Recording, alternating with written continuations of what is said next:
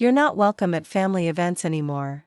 Dad's voice cracked through the laughter of the anniversary party like glass shattering on marble. Everyone froze. Champagne flutes dangled midair. The clink of silverware stopped. His words were louder than the band playing in the corner. "You're an embarrassment to this family," he added. Staring straight at me, his eyes cold, sharp, deliberate. For a moment, I thought I misheard him. But then the whispers started. My cousins exchanged smirks. My aunt shook her head with theatrical disappointment. My brother leaned back in his chair, arms crossed, smug like he'd been waiting for this. I felt every gaze pin me to the chair. My throat tightened, but I forced myself to stand. "I'll go," I whispered, keeping my voice steady. "My name is Claire. And from wherever you're watching this, stay with me. Have you ever been treated like a stranger in your own family?" I turned toward the exit, my heels clicking against the ballroom floor, each step echoing louder than the music. I thought I could leave quietly, slip away before the tears came. But then, a shadow stepped into my path. It wasn't a relative. It was the venue owner. A tall man in a dark suit, his voice carried enough weight to silence the murmurs. "Is there a problem with my establishment?" he asked, looking around the table. The entire room shifted uncomfortably. My dad stiffened, suddenly less bold. "No," Dad muttered. "The problem isn't yours." The venue owner turned to me, his expression unreadable, but his presence felt like a shield. "Ma'am, if you're being disrespected here, you don't need to leave quietly. Not in my house." For the first time that night, my father's words didn't sound final. I looked back at my relatives. Their faces, smug, satisfied, convinced I was defeated, suddenly cracked with uncertainty. My mother wouldn't meet my eyes. My brother leaned forward, frowning. My aunt's smile faltered. I realized something then: my family wanted me gone. But the world didn't, and if they thought humiliation would break me, they had no idea who I was about to become. I didn't storm out. I didn't cry. Instead, I smiled, small, sharp, deliberate. "Thank you," I told the owner softly. Then, to my father, "You just made the biggest mistake of your life." Because this was no ending. It was the first strike of war. I didn't sleep that night. The party had ended. But the echo of Dad's voice, his declaration that I was no longer family, rang in my ears like a curse. I replayed it over and over. The champagne glass in his hand.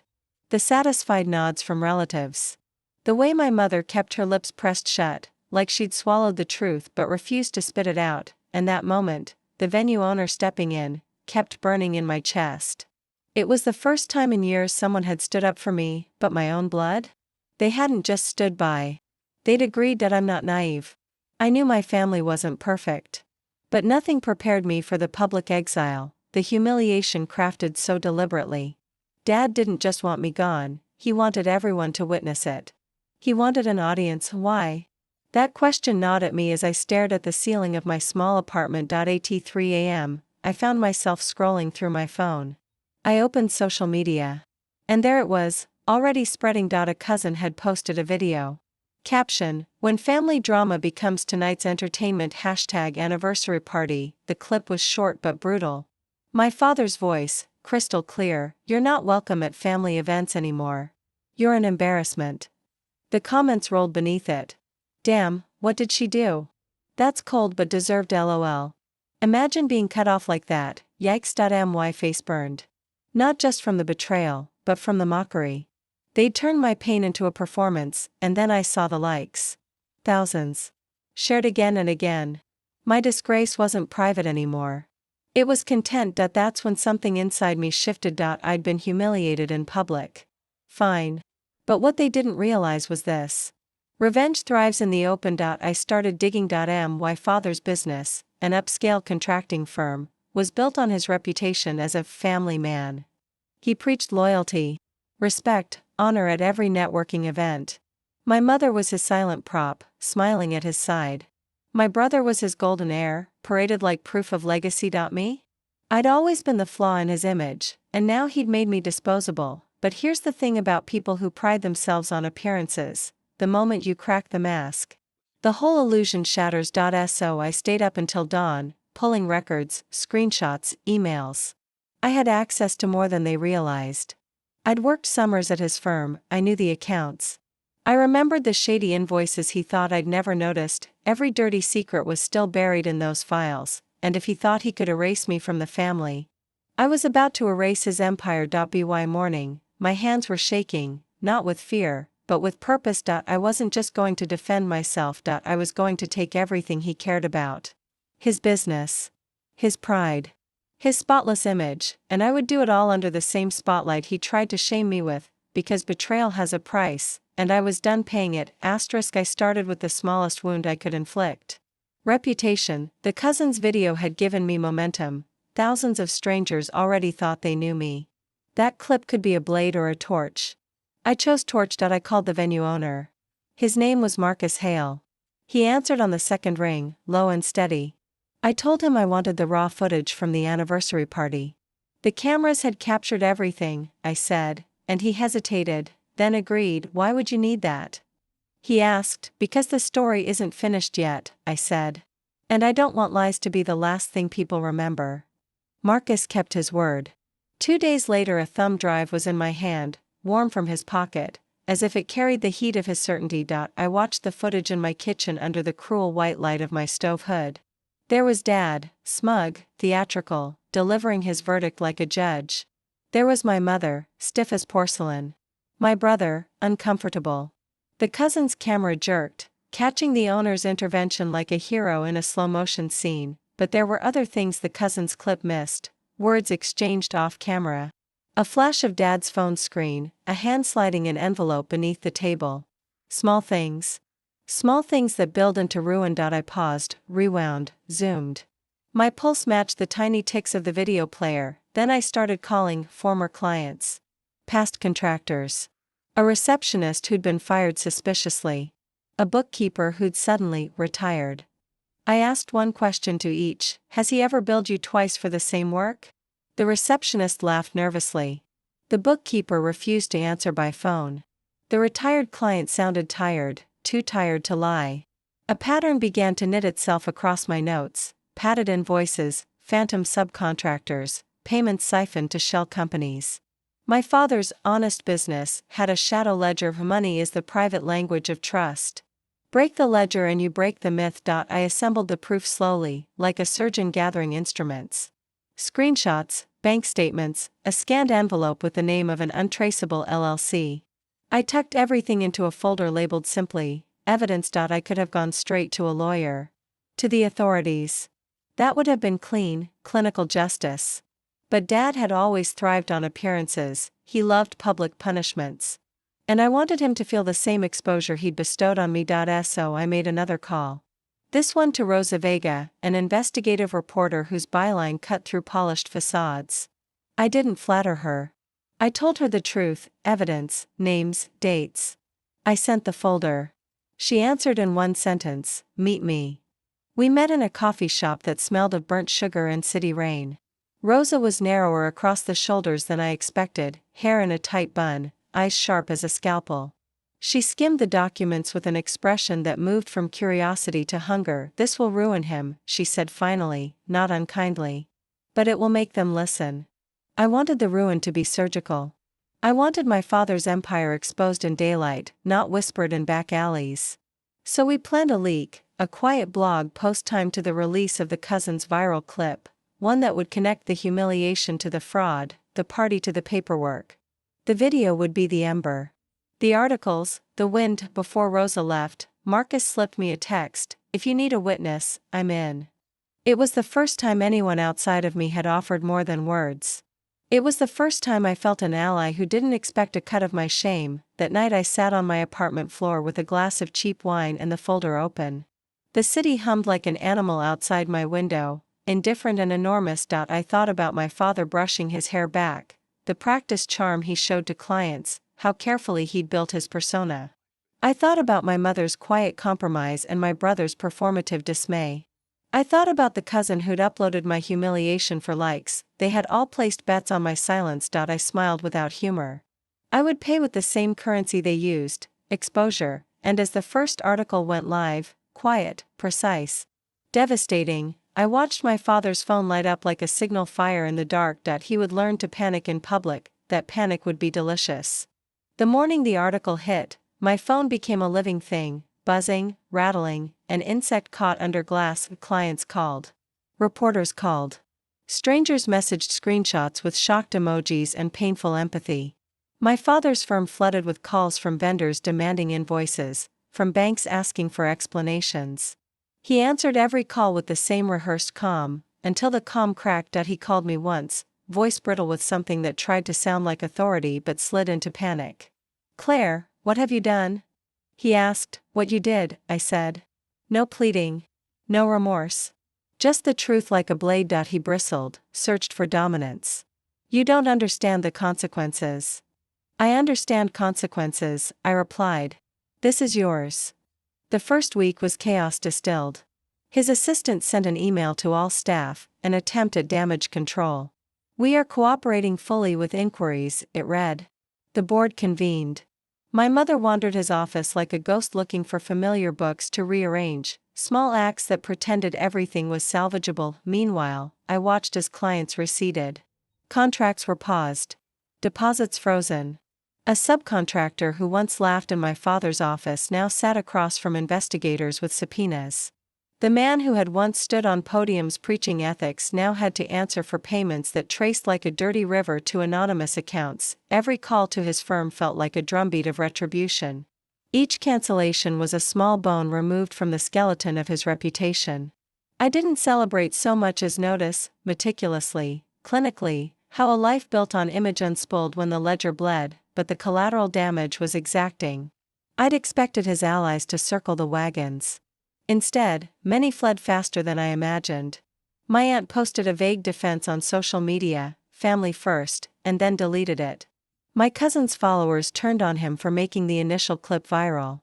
His account suffered threats masked as moral outrage.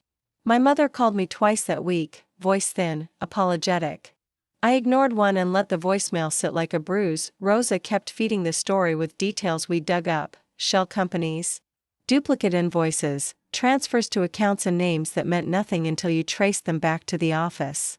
Each piece was surgical, no melodrama, just facts that shoved the narrative into the light.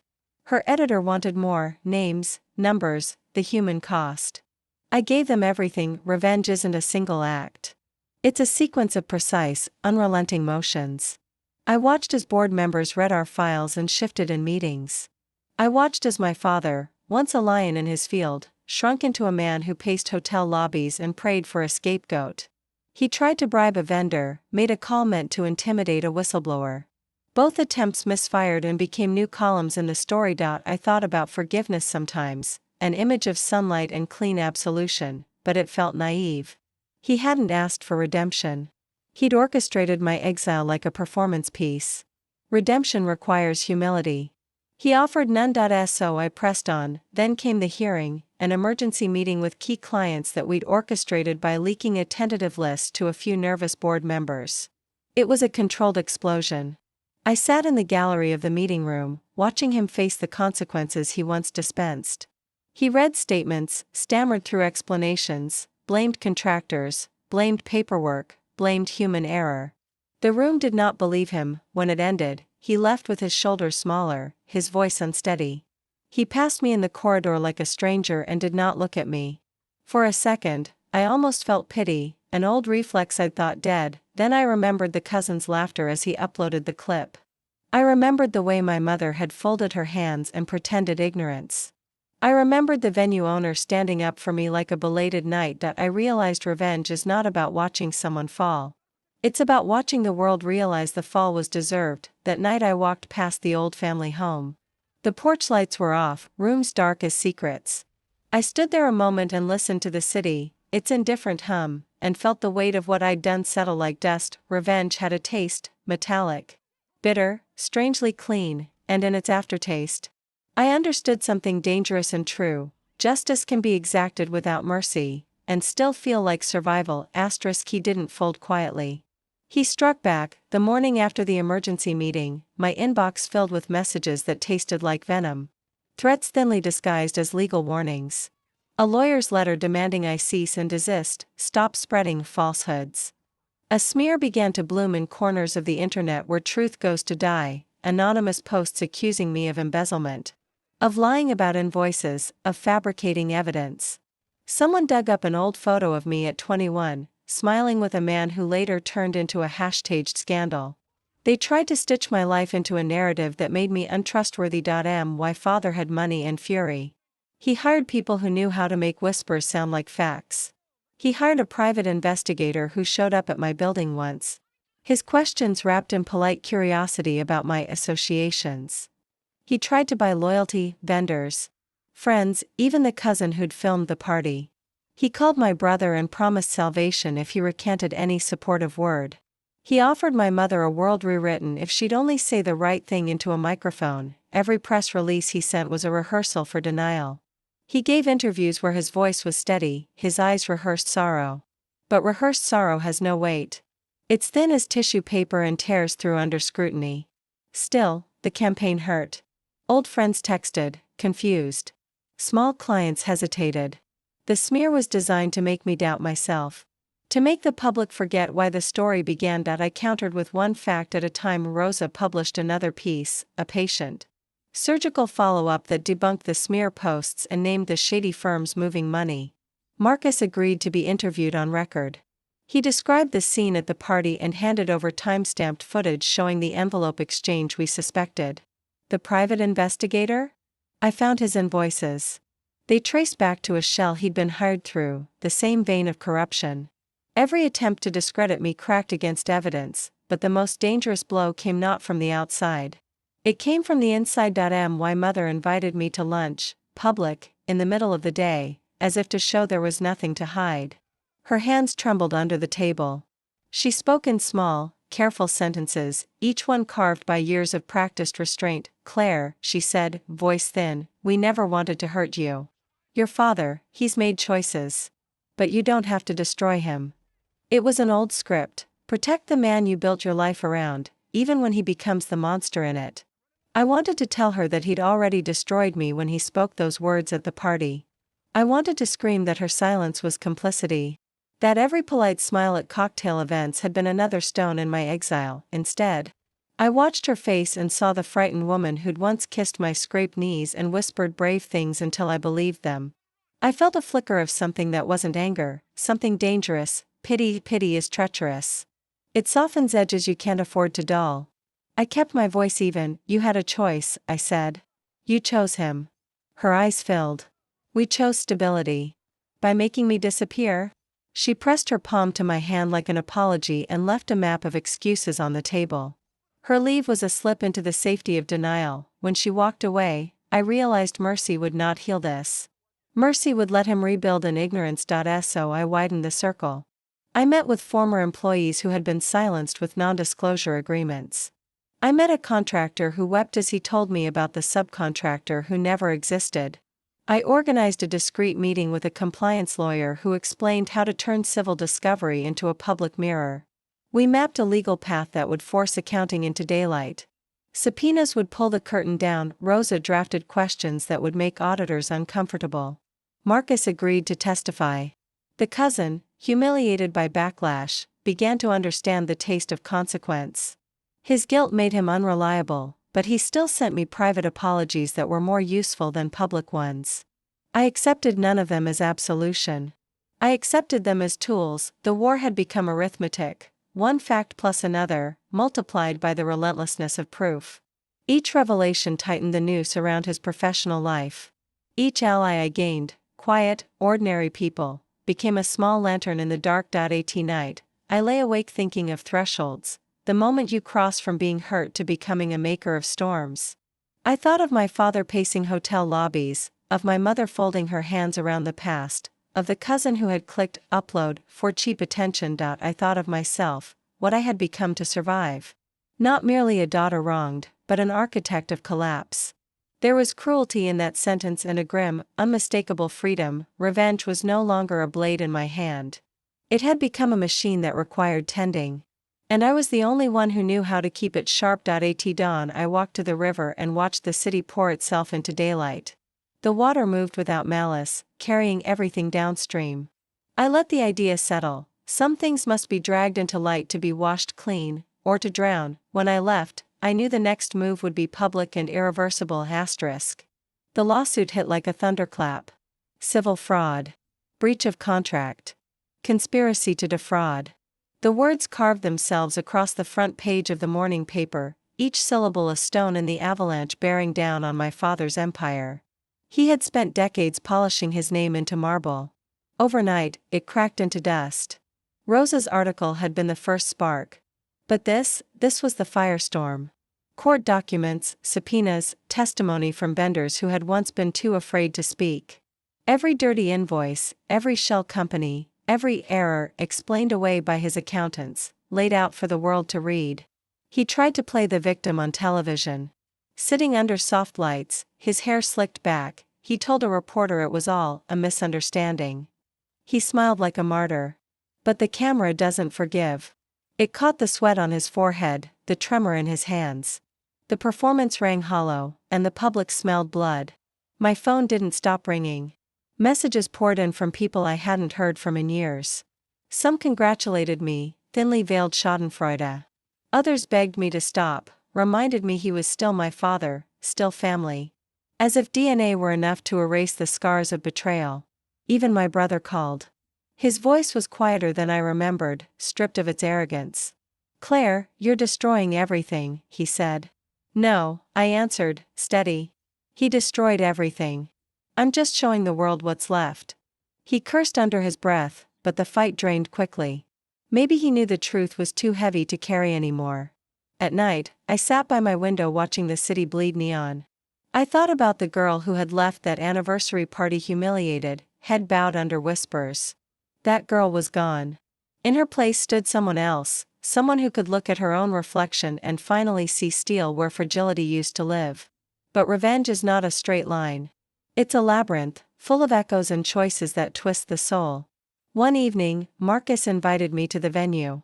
The ballroom where it had all begun was empty, the chandeliers dimmed, the air smelling faintly of polish and ghosted laughter.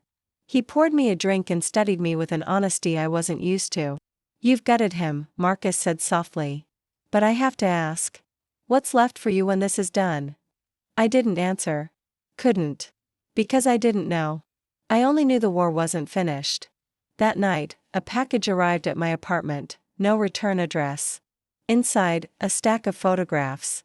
Me at the coffee shop with Rosa. Me walking into the lawyer's office. Me standing outside my building, head tilted at the sky. Each photo stamped with a date, a time. The message was silent but clear: "We're watching you." My father wasn't finished either. He was cornered, bleeding, but desperate animals are dangerous. He'd shifted the fight from boardrooms and headlines into shadows. And as I spread the photographs across my kitchen table, my hands didn't shake. Fear had left me a long time ago. If he wanted to play in the dark, I'd meet him there. But this time, I wouldn't just strip his empire. I'd take the one thing he thought untouchable, his legacy. And I'd make sure the world remembered his downfall not as tragedy, but as truth written in fire. He went for the soft parts first. Late night calls to my employer that painted me as unstable. A whispered tip to a local anchor that suggested I'd fabricated sources. My email filled with anonymous slights, threats thin as paper but edged with intent. Someone left a bouquet on my doorstep with a card that read, "You broke the family." The petals were already brown when I opened it. They were trying to make my life unbearable so I would flinch. My father believed fear would fold me. Pride had taught him cruelty. Cowardice taught him escalation. I didn't flinch. I sharpened. Rosa kept the public thread taut, but I branched into places he hadn't thought to look. I hired a forensic accountant, one who smelled money the way hounds smell blood. Her name was Keisha Ramirez. She had hands that moved like truth and a laugh that broke tension. Keisha found things even Rosa hadn't expected: coded transfers disguised as charitable donations, a pattern of reimbursements that lined the pockets of men who'd once toasted my father. Each discovery was a nail in a box marked legacy. We took the findings to federal investigators who'd already been nudged awake by the lawsuit's momentum. The inquiry widened: tax fraud, wire transfers to accounts in Nevada and the Caymans, falsified payrolls that made the numbers sing a lie. The legal net pulled taut. Men who had once taken private flights with Dad now returned calls from subpoenas. He tried to claw back control by attacking the witnesses. Marcus received anonymous threats. Keisha's car was keyed in a long, hateful line down the block. My cousin was offered cash to lie. He vomited the offer into a trash can and texted me a picture of the crumpled envelope. The choices people made under pressure revealed their cores, some darkened, some shone. My brother's choices surprised me. He stood in the hallway of our childhood home one night, eyes hollow, the weight of what he'd defended heavy on him. He had been the handsome heir, the reliable son. Now he was the man who had to decide whether to keep polishing his father's myths or step into daylight. He chose badly at first, denials and TV appearances, but the truth wore on him like sandpaper. One afternoon he walked into my lawyer's office and asked to see the files. He read for hours, face draining color. He left without saying much, but a week later he sent a confidential bank wire to an account marked for restitution. It was small, symbolic, and it broke something in him. My mother remained a study in human contradiction. Sometimes she called and sounded lost. Other times she defended him with the ferocity of someone afraid of losing a map. There were moments when I almost believed she would stand with me, then she'd sink back into the comfort of denial. I learned to carry pity in one hand and resolve in the other. The hearings became theater. Cameras hungrily tracked every scowl and forced smile. My father testified with a voice that wanted to be remembered as wounded, not wicked. Keisha sat in the gallery with papers fluttering in her lap like the wings of an exhausted bird. Marcus gave a statement that exposed more than the party footage ever had: emails, text chains, evidence of a culture that normalized theft. Public opinion turned. Contracts evaporated. The bank froze a tranche of funds large enough to change the skyline of a small town. Men who once nodded at his jokes avoided him in restaurants. He grew thinner, a man unmoored from the rituals that propped him up. Still, the most devastating blow wasn't a legal instrument or a headline. It was the moment my father, sitting alone in a courthouse corridor, looked up at me with something that had once been recognition and now was only the shrapnel of regret. There was no apology in it. Apology was bulky and costly. Regret was lighter, sharper, and useless. I felt nothing triumphant at that sight. Triumph requires glee. What I felt was a curious emptiness, not the hollow of victory, but the echo of having bared a truth that cost a family everything it had built. Outside the courthouse, the city bustled on, impatient and bright. A gust of wind caught a loose paper and it fluttered to my feet, someone's forgotten brief. I picked it up and watched the words swim until they settled: account closed. Assets frozen. Investigation continues. The machine I'd set in motion hummed like an engine that would not quit. I had won ground, but the terrain was littered with lives, ours. Theirs, scattered like spent shells. I walked away from the courtroom into the light and noticed, for the first time in months, how the air smelled after rain, clean and indifferent. The story was not finished. It had only reached a pivotal quiet before whatever came next, and in that quiet I understood the danger and the relief of having no more illusions left to lose. The verdict was read on a Tuesday. My father sat at the defense table, suit hanging loose. Jaw tight as the judge spoke: guilty. Fraud. Embezzlement. Conspiracy. Years in prison. Millions in restitution. The courtroom didn't gasp, it exhaled. My mother sat 2 rows ahead, hands clasped white. My brother was absent.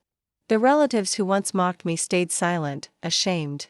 The gavel fell, and my father's name, once carved in plaques, was now stamped in disgrace. He looked at me then. Not with rage. With emptiness. A man realizing his empire had turned to ash, and I felt no pity. Only release. Outside, microphones swarmed. My father built everything on lies, I told them. He tried to erase me. Instead, the truth erased him. The clip spread, not for scandal, but survival. That night, I returned to the ballroom where it began. Empty now, chandeliers glowing soft. I stood in the center, whispering to the silence, "You erased yourself." No applause. No audience. Just me, finally freed. I was Claire, and I was finally free.